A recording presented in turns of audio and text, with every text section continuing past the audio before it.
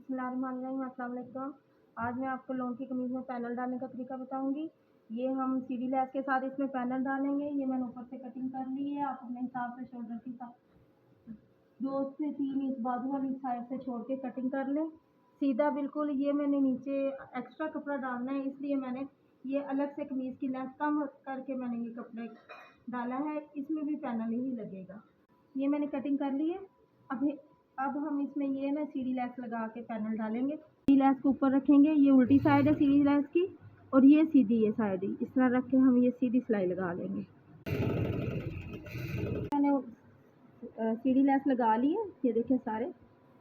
और इसके बाद अब मैं इसके ऊपर सिलाई लगाऊंगी। इस सिलाई का ये फ़ायदा होगा कि सीढ़ी लैस अपनी जगह बैठ जाएगी। ये मैंने दूसरी तरफ रख के ना इस तरह सीढ़ी लैस के साइड पे सिलाई लगा लेनी है। लगाने के बाद इसके यही तरीका ऊपर वाली सिलाई के साथ करेंगे।